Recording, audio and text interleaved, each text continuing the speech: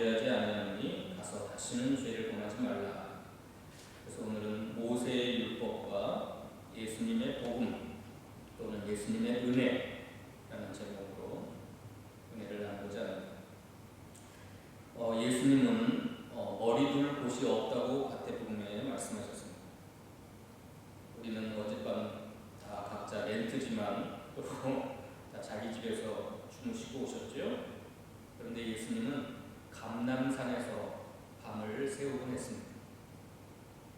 그래서 예수는 53절에 7장 53절에 다 각각 집으로 돌아갔지만 다 각각 집으로 돌아가서 자기 집에서 편안히 잤지만 예수님은 감람산으로 가서 밤을 새우고 2절에 보면 아침에 영어 성경은 이른 아침 매우 이른 아침에 다시 성전으로 돌아오셔서 백성을 가르치셨습니다. 그 이른 아침에 서기관과 바리새인들이 음행 중에 잡힌 여자를 끌고 와서 가운데 세웠습니다. 그리고 4절에 예수께 말하되 선생님이여 이 여자가 가늠하다가 현장에서 잡혔습니다. 이른 아침에 현장에서 잡혀왔어요. 그리고 5절에 모세는 율법에 이런 여자를 돌로 쳐 죽이라 했습니다. 레위기 20장 10절입니다. 레위기 20장 10절 모세가 기록한 레위기서에 보면 이러한 여자를 돌로 쳐 죽이라고 명했습니다. 선생님은 어떻게 말하겠습니까? 죽일까요 말까요? 그런데 그들이 좋은 마음으로 그렇게 한 게 아니라 6절에 그들이 이렇게 말하는 고발할 조건을 얻고자 하여 예수를 시험합니다. 자, 5장에서도 그렇고 7장에서도 그렇고 예수를 다 죽이려고 했어요. 38년 된 병자를 안식일에 고쳤다고 안식일을 범하는 사람이라고 예수를 죽이려고 했어요. 그 7장 1절에도 그 예루살렘 유대 지방에서 예수를 죽이고자 하는 분위기가 험악해가지고 예수님은 유대로 다니지 아니하고 갈릴리에서 사역을 했다고 했어요. 그러니까 이 가늠한 현장에서 잡혀온 여자를 끌고 와서 예수님에게 고발할 조건을 얻고자 하는 것은 예수를 시험하여 죽이려고 했어요. 근데 예수님은 아무 말씀 안 하시고 몸을 굽혀 손가락으로 땅에 쓰셨어요. 무슨 글자를 쓰셨을까? 수많은 성경학자들은 레위기 19장 18절 원수를 갚지 말고 동포를 원망하지 말고 내 이웃사랑하기를 내 몸같이 하라 여호와의 말씀이니라 이 말씀을 썼다고 대부분 성경학자들이 이렇게 말합니다. 그러나 알 수가 없어요.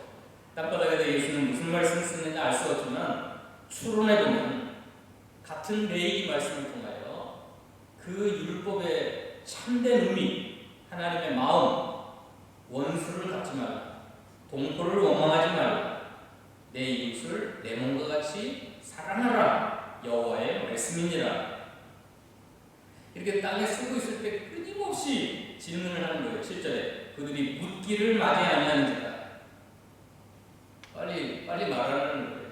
죽일까요 말까요? 근데 예수님은 일어나서 뭐라 그랬어요? 너희 중에 죄 없는 자가 먼저 돌로 치라. 너희 중에 지금까지 살아오면서 한 번도 죄 짓지 않은 의로운 사람이 있으면 먼저 그 여자를 향하여 돌을 던져라 하시고 다시 몸을 굽혀 손가락에 땅에 쓰셨다고 했어요. 수많은 성경학자들이 또 특히 우리 선배 스승 목사님 뭐라고 쓰셨을까? 여자를 보고 음욕을 품는 자마다 마음에 이미 가늠하였느니라 이 말씀을 썼다고 그랬다 그래요.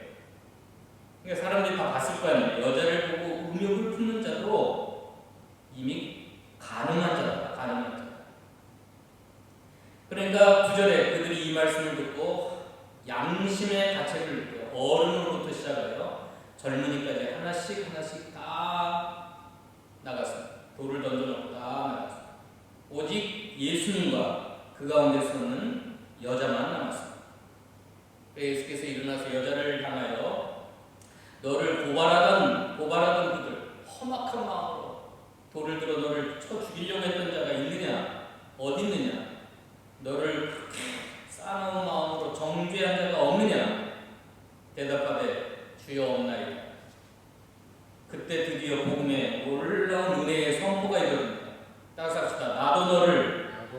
정죄하지 아니하는 가서 다시는 죄를 범하지 말라. 이건 엄청난 선언이고 뜻밖의 이 여인은 예수님으로부터 엄청난 은혜와 사랑과 구원의 축복을 누리게 됐어요. 어떻게 그 이른 아침에 죄 짓다가 끌려와가지고 율법의 저주와 형벌과 율법에 의하면 돌에 맞아 죽어야 돼요.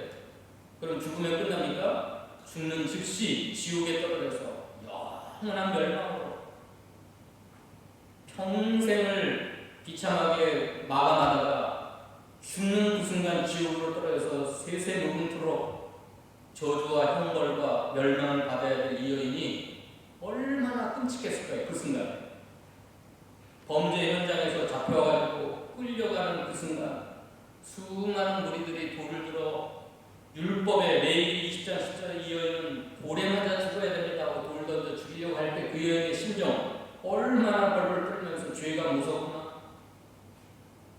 죄를 범할 때는 육신의 쾌락 때문에 뭐 일시적인 무슨 뭐가 있었을지 모르지만 율법의 엄한 빛 앞에 서보니까 자신이 지은 죄가 이 여자라고 하는 헬라어는 유부녀입니다. 유부녀. 남편이 있고 자녀가 있는 여자. 유부녀가 다른 남자에게 사랑을 느껴가지고 가늠죄를 지었어요. 그런데 사람들에게 들켰어요. 자기 죄가 폭로됐어요. 율법의 엄한 빛 앞에 서보니까 자기는 마땅히 죽어야 되고 죽어서 끝나는 게 아니라 영원토록 하나님의 심판과 형벌을 받아 지옥에 가야 된다는 그 머리끝에서 발끝까지 떨림, 영혼의 떨림 속에 이제 나는 꼼짝없이 죽었구나. 그런데 끌려간 것이 지옥으로 끌려간 것이 아니라 예수 그리스도의 복음 앞에 끌려왔어요. 우리를 죄악에서 구원하실 메시아 앞에 끌려온 거예요. 이 여인 뜻밖의. 만약에 예수님께 끌려오지 않았고 그냥 유대인들 앞에서 끌려왔다면 돌에 맞아 죽었어요. 근데 뜻밖의 예수님 앞에 끌려와서 예수님이 땅에 내 이웃을 내 몸처럼 사랑하라 여호와의 그 율법의 근본, 율법의 대강령, 하나님이 우리에게 율법을 주신 진짜 의미, 마음을 땅에 쓰시고 여자를 보고 음욕을 품는 자는 모두 다 간음죄에 빠졌느니라 하니까 양심의 가책을 느껴 어른으로부터 시작해 젊은이까지 다 돌을 던지고 물러든 것처럼 나만 죄인이 아니라 모든 인간이 다 죄인이구나. 나만 율법의 저주와 형벌을 받아야 될 멸망받을 죄인이 아니라 모든 인간들이 자기는 진짜 의롭고 깨끗하게 산 줄 알고 이를 가면서 그 여인을 향하여 돌 던져 죽이려고 했던 사람들이 다 죄인이구나. 다 흉악한 죄인이 되었구나. 하나님의 율법의 빛 앞에서 하나님의 무서운 진노 앞에서 보면 모든 인간은 다 똑같은 죄인이었구나. 어른이나 젊은이나 할 것 없이 다 하나님 앞에 서보면 그 율법의 빛 앞에 서보면 다 저주받고 심판받고 형벌받을 죄인이구나. 그걸 깨닫는 순간 이 여인은 나만 죽을 죄를 범한 게 아니라 이 모든 사람들이 다 죄인이었구나. 그럴 때 예수님이 일어나셔서 여인에게 너를 정죄한 자가 있느냐? 너를 고발하던 자가 다 어디 갔느냐? 없나이다.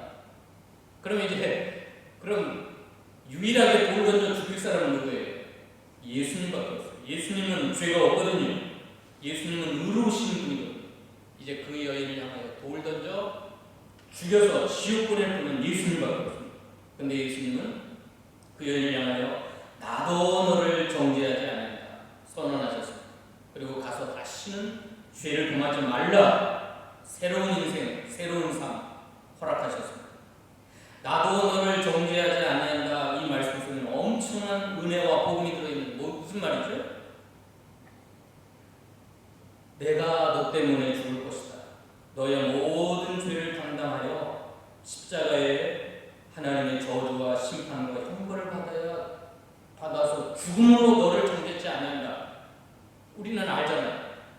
우리는 예수님이 이 말씀하시는 그 의미를 알잖아요. 나도 너를 정죄하지 않는다. 너가 유부녀로서 남편이 있고 자식이 있는 여자로서 간음죄에 빠져서 하나님의 율법 앞에 하나님의 의로우심 앞에 정죄당하여 멸망받고 돌에 맞아 죽고 멸망받아 지옥 가야 나타나지만 내가 너를 정죄하지 않는다. 이 선언 속에는 내가 너의 인생의 지은 죄를 내가 담당한다. 내가 의인을 부르지 아니하고 죄인을 불러 회개시키고 하노라. 예수님이 이 땅에 오신 이유는 우리를 돌던져 죽이려고 오지 않았습니다. 우리를 정죄해서 심판받게 하려고 오지 않았어요. 예수님도 그렇고 하늘 아버지도 마찬가지입니다. 하늘 아버지께서 하나밖에 없는 아들을 이 땅에 보내신 것은 저와 여러분을 정죄해가지고 그 죄악들을 심판하려고 이 땅에 아들을 보내셨고 아들이 오신 게 아니에요.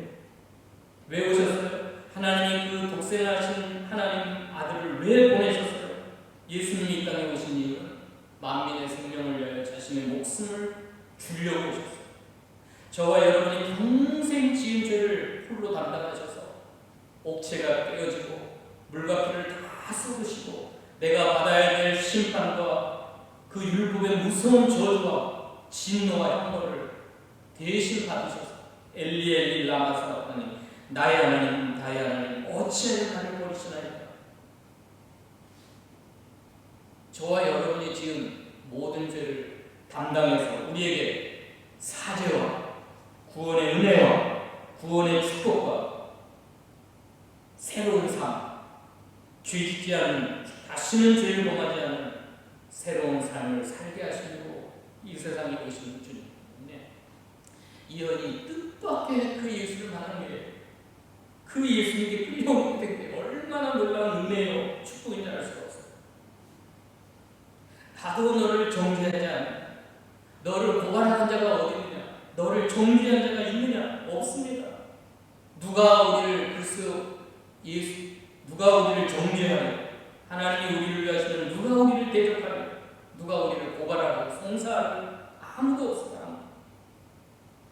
이 세상에 육신을 입고 태어난 모든 인간은 다 똑같은 죄인인데 여러분 감옥에 있는 죄인들이 너가 잘났다 내가 잘났다 하면 뭐가 있어요? 그 세상 법정에서 똑같은 정죄받아가지고 감옥 속에 온 사람들이 내가 좀 의롭다 내가 좀 잘났다 그게 무슨 의미예요? 다 똑같은 죄인. 이 지구상에 태어나서 살아가는 모든 인생은 다 하나님의 정죄받아 율법에 기답해서 하나님의 의로운 기답을 다 죄인인데 목사가 잘났다 권사가 잘났다 누가 잘났다 그게 무슨 의미가 있어요? 우리에게 큰 의미가 뭐냐면 나도 너를 정죄하지 아니한다 가서 다시는 죄를 범하지 말라 하시는 예수님의 선언이 중요한 거예요. 예수님의 선언. 예수님이 나의 죄값대로 심판하지 않고 내가 너의 죄를 담당해서 너의 죄를 없이 하고 예수께서 하나님의 아들이 이 땅에 오신 것은 죄를 없이 하려 하십니다. 요한일서 3장에 저와 여러분의 주홍같이 붉은 죄악들 얼마나 많은 머릿속으로 지은 죄, 마음으로 지은 죄, 손과 발로 지은 죄, 행위로 지은 모든 죄를 다 깨끗하게 없애시려고 이 땅에 오셨어요. 그러니까 이 예수님의 은혜는 공짜가 아니에요.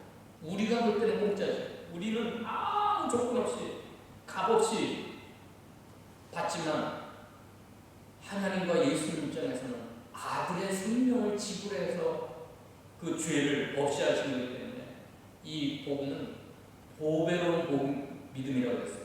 베드로전서 1장에 보배와 같은 믿음. 세상의 금과 은으로 어떻게 할 수 없는 하나님의 신뢰는 어마어마한 값을 치르시고 우리를 사죄의 은혜와 의롭다 하심의 은총과 구원의 은총과 축복을 주신 줄 믿으시기 바랍니다. 얼마나 놀라운 은혜입니까? 어떤 성도가 목사님 사모님한테 가서 이 말씀을 가지고 왔어요. 요한복음 8장 1절에 가난한 여자를 용서하는 걸 가지고 와서 사모님 이 여인이 용서하는 것처럼 나도 용서받을 수 있나요? 내가 엄청난 죄인인데. 그러니까 사모님 뭐라 그러냐면 가서 다시는 죄를 범하지 않으면 용서해 줍니다. 그러나 당신이 또다시 가서 똑같은 죄를 범한다면 절대 용서하지 않고 심판할 겁니다. 자, 사모님이 올바른 말씀을 한 거예요? 틀린 거예요?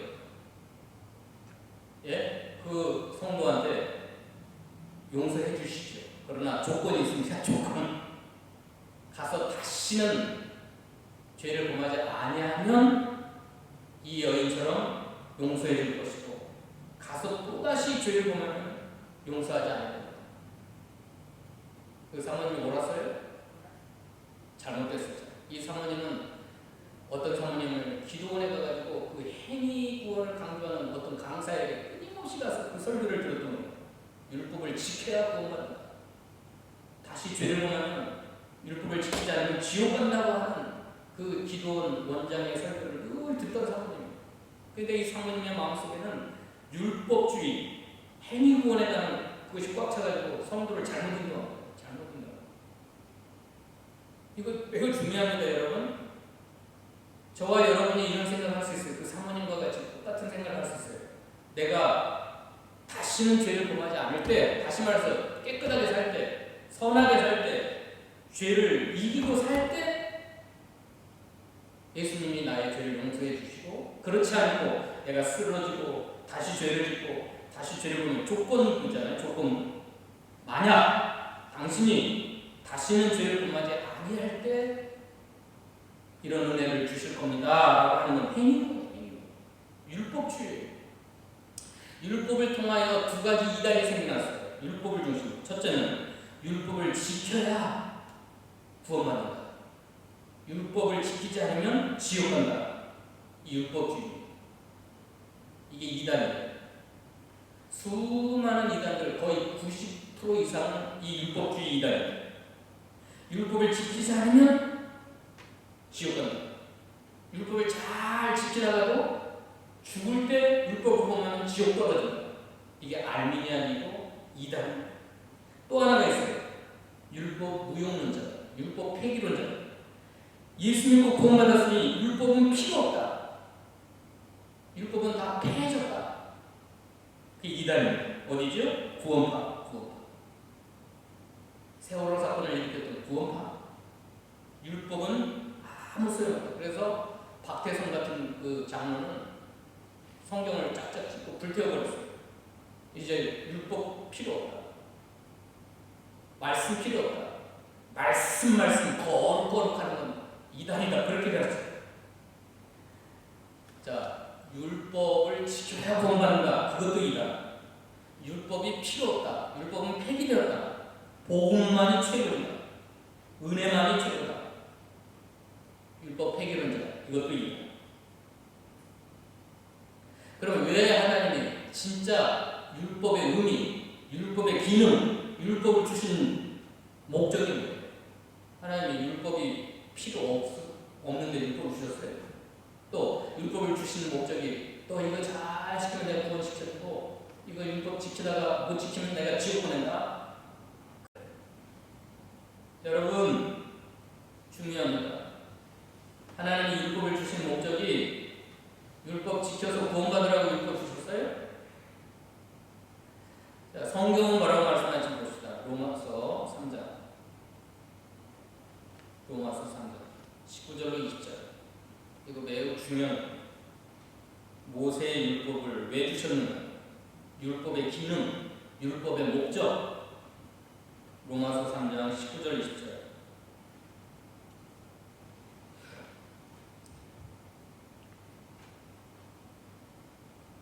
읽어봅시다. 시작. 우리가 알거니와 무릇 율법이 말하는 바는 율법 아래 있는 자들에게 말하는 것이니 이는 모든 입을 막고 온 세상으로 하나님의 심판 아래 있게 하려 함이라.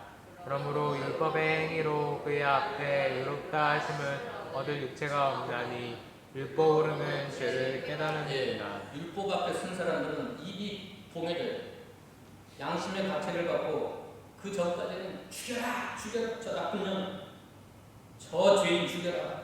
그러놓고 율법의 길 앞에 자기가 서보니까 입을 막았어요. 입을 막. 하하, 나도 똑같은 죄인이구나. 온 세상으로 하나님의 심판하래. 나도 심판받을 죄인이구나.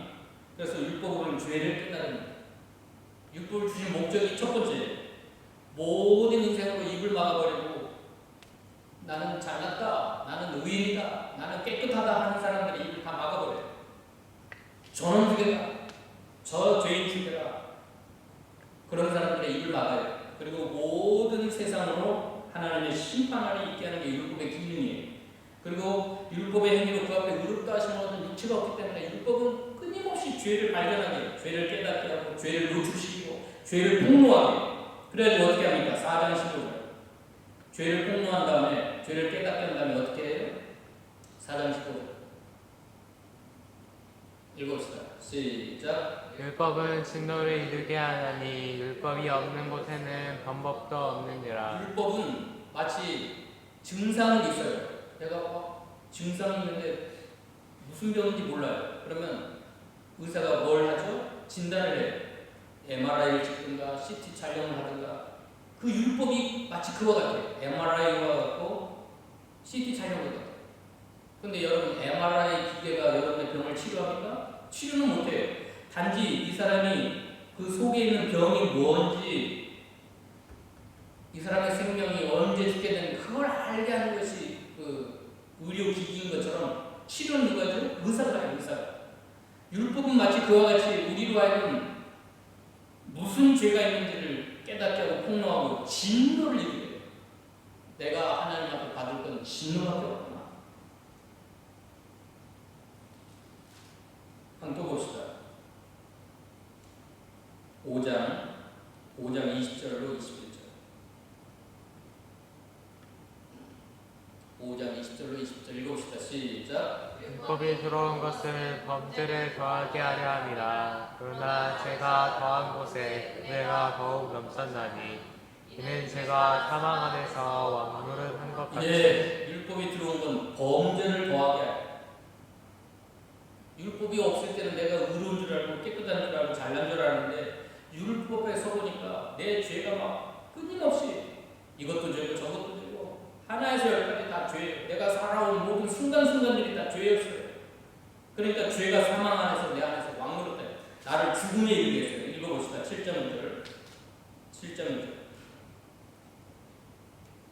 9절 읽어봅시다. 시작. 전에 율법을 깨닫지 못했을 때에는 내가 살았더니 계명이 이름에 죄는 살아나고 나는 10절. 생명에 이르게 할 그 계명이 내게 대하여 도리어 사망에 이르게 하는 것이 되었도다. 이 율법 앞에 서보면 율법을 깨닫지 못했을 때는 내가 의롭다, 잘났다, 살았다, 나는 괜찮다 그랬는데 계명이 이름에 죄는 살아나고 나는 죽었어요. 생명에 이르게 할 그 계명이 내게 대하여 도리어 사망에 이르게 하는 것이 되었도다. 13절 시작. 그런즉 선한 것이 내게 사망이 되었느냐? 그럴 수 없느니라. 오직 죄가 죄로 드러나기 위하여 선한 그것으로 말미암아 나를 죽게 만들었으니 이는 계명으로 말미암아 죄로 심히 죄되게 하려 합니다. 계명으로 말미암아 죄로 심히 죄되게 하려. 그러므로 율법을 모르는 저 세상 사람들은 가서 전도하고 보면 내가 뭐 죄인이냐, 죄인이라고 막 화를 내요. 당신은 죄가 있기 때문에 지옥 가야 된다. 막 불같이 화를 내요. 계명을 모르는 사람, 율법을 모르는 사람들은 자기가 괜찮다. 나는 법 없이도 산다. 하나님의 율법에 무지한 사람들은 자기가 그런 죄를 범했으면서도 자기는 지옥 갈 이유가 없다는 거예요. 무서운 겁니다. 무서운. 자, 여기서 끝나는 율법이 심각하게 우리를 벌금합니다. 근데 또 하나 있어요. 율법을 주신 기능. 갈라디아서 봅시다. 24절, 3장 24절. 갈라디아서 3장 24절.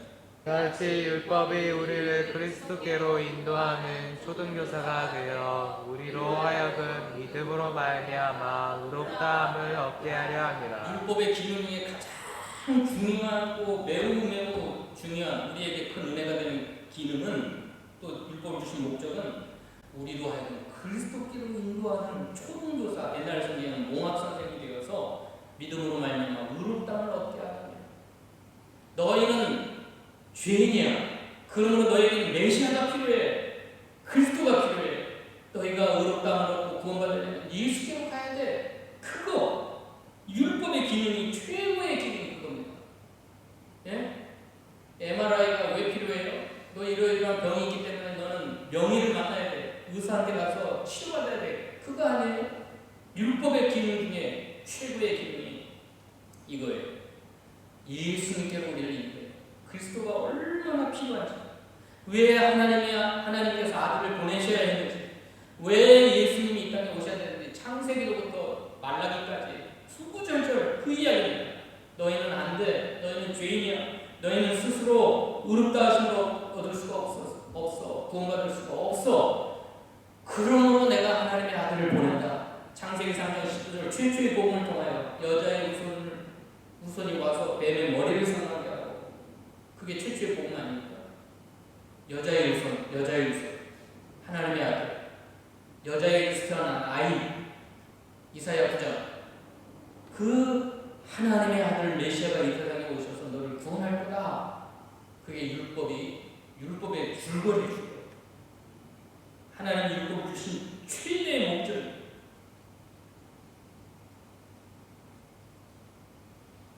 율법주의자들은 이 기능을 간과하고, 나는 죄인이야. 내가 피땀 흘려 율법을 지켜서 구원받아야 돼. 한 번이라도 죄를 지면 나는 지옥 갈 거야.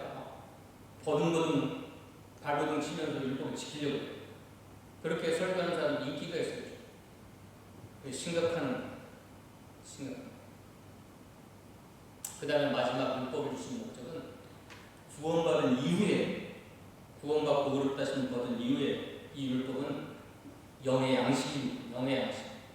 영의 양식으로 영이 점점 자라고 예수님을 닮아가고 신의 성품에 참여하고 우리들의 신앙과 삶의 절대 기준이 되어서 하나님의 뜻이 무엇인지를 분별하고, 예수님이 가서 다시는 죄를 먹지 말라 했을 때 무슨 기준을 따라 그렇게 죄를 이기고 깨끗한 삶을 살아요? 율법의 기능, 율법을 주신 마지막 목적은, 율법에는 하나님의 의지, 하나님의 뜻을 담아 우리들에게 영의 양식으로, 생명의 양식으로 이 율법을 주셨어요. 그러니까 율법 폐기론자, 율법 필요 없다. 그 박태선처럼 율법을 짝짝 찢어서 불태운 사람들, 율법 필요 없어. 또 수많은 현대 목사님들, 율법 하지 말아라. 율법 필요 없다. 계명 필요 없다. 그렇게 가르치는 정상적인 교회 목사들 많아요. 복음만 필요하다는 율법 거룩하는 사람들 다 이단이다. 그렇게 가르쳐요. 아니에요. 구원받은 이후에는 가서 다시는 죄를 범하지 말라 할 때, 그 여인이 이제 예수를 떠나서 갈 때 유혹이 없겠어요? 그 남자가 없겠어요? 또 있어요. 유혹이 있고 사탄의 시험이 있어요. 어떻게 이겨요? 율법, 하나님의 말씀의 능력, 하나님의 말씀을 가까이 하고 기도의 능력을 힘입고 이제 자신과 싸워야 돼요. 그렇다고 그 여자가 또다시 죄를 보면 지옥으로 떨어지나요? 아까 그 사모님의 가르침처럼? 안 그래요. 또 실수할 수 있어요. 또 실패할 수 있어요. 그러나 그는 하나님의 자녀예요. 자, 이제 예수의 복음, 시간이 많이 갔는데 예수의 복음, 이게 굉장히 네 가지입니다. 예수님의 복음의 기능 굉장히 중요해요. 네 가지는 다 알 수 없어요. 하나하나 살펴본 다음에 이제 다음 시간부터 살펴볼 거예요. 첫 번째, 예수의 복음은 읽어봅시다. 12절입니다. 11절로 12절까지 읽어봅시다. 오늘 8장 11절로 12절. 이게 첫 번째입니다. 읽어봅시다. 시작. 눈앞에 주여 없나이다. 예수께서 이르시되 나도 너를 정죄하지 아니하노니 가서 다시는 죄를 범하지 말라 하시니라. 예수께서 또 말씀하여 이르시되 나는 세상의 빛이니 나를 따르는 자는 어둠에 다니지 아니하고 생명의 빛을 얻으리라. 이게 복음의 능력입니다. 예수 복음의 능력. 나도 너를 정죄하지 않는다. 너는 내가 너의 평생 지은 죄 때문에 너를 정죄하여 심판받고 지옥 보내지 않는다. 그건 내가 담당한다. 그러나 가서 다시는 죄를 범하지 말라. 말씀의 능력, 성령의 능력, 기도의 능력을 힘입어서 깨어서 기도하고 경건한 삶을 살아야 된다. 나는 세상의 빛으로 왔다. 나를 따르는 자는 어둠에 다니지 않고 생명의 빛을 얻으리라. 이게 예수 복음의 능력이에요. 폐법주의자들은 이걸 몰라요. 폐법주의자. 율법주의자들도 알 수가 없어요. 복음의 능력 정죄하지 않는다. 그러나 가서 이제 삶으로 보내가지고 죄악된 세상으로 다시 보내. 근원이 있는 그곳으로, 유혹이 있는 그곳으로 다시 보내. 다시는 죄를 범하지 않는다. 왜냐하면 나는 세상의 빛이 왔는데 나를 따르는 자는 어둠에 다니지 않고 생명의 빛이 얻을 것이다. 이제 이거 1시간 할 거예요. 다음 주에 이거. 그 다음에 두 번째가 뭐냐면 복음의 능력. 두 번째 31절을 보세요. 31절로 34절까지. 31절로 34절. 이것도 1시간 할 거예요. 읽어보세요. 시작. 그러므로 예수께서 자기를 믿은 유대인에게 너희가 내 말을 하면 참으로 내 제자가 되고 진리를 알지 이 진리가 너희를 자유롭게 하리라. 그들이 대답하되 우리가 아브라함의 자손이라 남의 종이 된 적이 없거늘 어찌하여 우리가 자유롭게 되리라 하느냐. 예수께서 대답하시되 진실로 진실로 너희에게 이르노니 죄를 범하는 자마다 죄의 종이라. 35절 36절까지 종은 영원히 지지에 거하지 못하되 아들은 영원히 거하나니 그러므로 아들이 너희를 자유롭게 하며 너희가 참으로 자유롭게. 두 번째 복음의 능력은 진리가 너희를 자유롭게 하라. 내 말에 거하면 참으로 내 제자가 되고 진리를 알지니 진리가 너희를 자유롭게 하라. 아들이 너희를 자유롭게 하라. 참으로 자유롭게. 이게 복음의 능력이에요. 예수 복음의 능력은 진리 안에서 자유를 누리며 살아가는 사람. 말씀 안에 거하면서. 그러니까 말씀이 필요 없다, 율법이 필요 없다고 가르치는 목사들 틀렸어요. 내 말에 거하면 참으로 내 제자가 되고 진리를 알지니 진리가 너희를 자유롭게 하리라. 그 진리는 아들이야. 영원히 집에 거하시는 아들. 그 아들이 너희를 자유롭게 하면 너희가 참으로 자유로우리라. 이게 두 번째 복음의 능력이에요. 예수 복음의 능력. 이것도 1시간 할 거예요. 세 번째 복음의 능력. 하나님 아버지와의 바른 관계. 42절. 42절로 44절까지 읽어봅시다. 시작. 예수께서 이르시되 하나님이 너희 아버지였으면 너희가 나를 사랑하였으니 이는 내가 하나님께로부터 나와서 왔음이라. 나는 스스로 온 것이 아니요 아버지께서 나를 보내신 것이냐. 어찌하여 내 말을 깨닫지 못하느냐. 이는 내 말을 들을 줄 알지 못함이로다. 너희는 너희 아비 마귀에게서 났으니 너희 아비의 몫으로 너희도 행하고 나느니라. 그는 처음부터 살인한 자요 진리가 그 속에 없으므로 진리에 서지 못하고 거짓을 말할 때마다 제 것으로 말하나니 이는 그가 거짓말쟁이요 거짓의 아비가 되었습니다. 세 번째 복음의 능력은 참된 하늘 아버지를 만나게 합니다. 우리는 다 거짓된 아비 마귀에게서 났고 마귀의 욕심대로 살았던 우리들의 진리가 그 속에 없으므로 처음부터 거짓을 말할 때 제 것을 하는 마귀에게 속아 살았는데 이제는 이 거짓된 아비 마귀에게서 벗어나서 하늘 아버지를 사랑하게 되고 참된 하늘 아버지를 만나는. 이건 다음 주에 할 거예요. 다음 주가 무슨 날이에요? 파더스데이. 물론 육신의 아버지도 중요하지만 이 영의 아버지, 다음 주에 이 말씀 선포할 거예요. 영의 아버지가 있다. 복음의 능력이 영의 아버지를 만나게 하고 영의 아버지의 사랑을 받게 하고 우리로 하여금 영의 아버지를 섬기고 영의 아버지를 사랑하게 하고. 우리는 원래 처음부터 거짓된 아비 마귀에게서 났다. 마귀의 욕심대로 아비의 욕심대로 행했던 놈인데 진짜 아버지를, 참된 아버지를 만나게 한다. 그게 복음의 능력입니다. 마지막 복음의 능력은 52절입니다. 52절 읽어봅시다. 시작. 유대인들이 이르되 51절 52절 시작. 진실로 진실로 너희에게 이르노니 사람이 내 말을 지키면 영원히 죽음을 보지 아니하리라. 유대인들이 이르되 지금 내가 귀신을 들린 줄을 아노라. 아브라함과 선지자들도 죽었거늘 내 말은 사람이 내 말을 지키면 영원히 죽음을 맛보지 아니하리라 하니. 예, 이게 복음의 능력이에요. 내 말을 지키면 영원히 죽음을 보지 않아.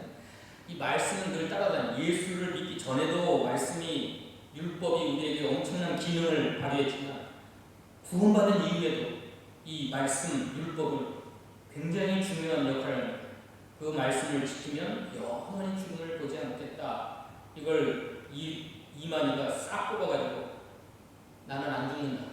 영생 불사한다. 그리고 내 말을 지키는 이만희의 말을 지키는 사람들도 안 죽는다.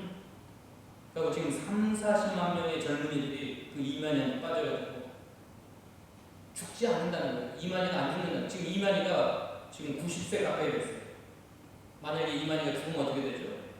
그 신천지 사람들한테 어떻게 속이냐면 내 말을 지키면 영원히 죽음을 보지 않을 것이다. 그래서 나도 안 죽고 너희들도 안 죽을 거다 그래요. 안 죽어요? 자, 신천지에 40만 명이 한 명도 안 죽었을까요? 또 그 신천지 그 이만희 그 할아버지가 안 죽을까요? 그런데 예수님은 내 말을 지키면 영원히 죽음을 보지 않는다. 이 말씀 무슨 소리일까요? 그건 마지막 시간에 할 거예요. 궁금하더라도 청소해요. 그 나사로를 살리기 위해서 가셨던 예수님이 나를 믿는 자는 죽어도 살겠고 살아서 믿는 자는 영원히 죽지 아니하리라. 이걸 내가 믿느냐? 그 말하고 외치라 돼요.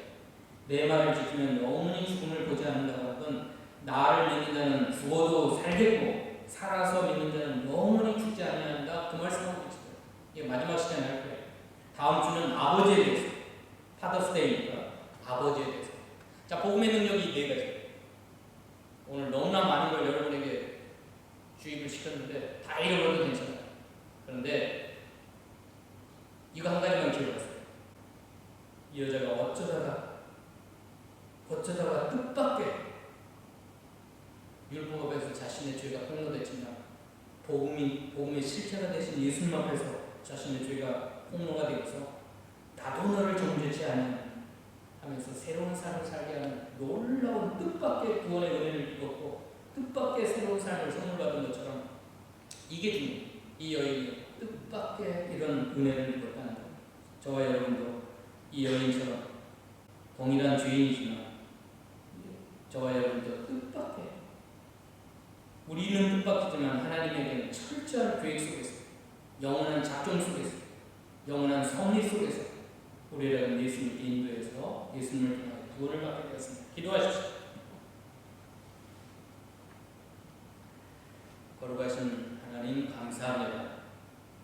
오늘 수많은 말씀들을 증거했지만 가장 중요한 것 이 죄인된 여인이 죄의 현장에서 붙잡혔지만 뜻밖의 주님 앞에 끌려가서 예수님으로부터 놀라운 선언을 구원의 은총, 구원의 사랑, 구원의 축복을 얻게 되었습니다. 하나님 저희들도 어쩌다가 우리가 예수를 믿고 구원을 받았는지 하나님의 자녀가 되어 영원한 천국을 바라보며 살아가는지 말로 다할 수 없는 하나님의 은혜로 사랑하는 것을 믿습니다. 이제 믿음으로 하나님께 영광 돌려드리는 저희 모두가 되도록 축복하여 주시옵소서. 예수님의 이름으로 기도하옵나이다. 아멘.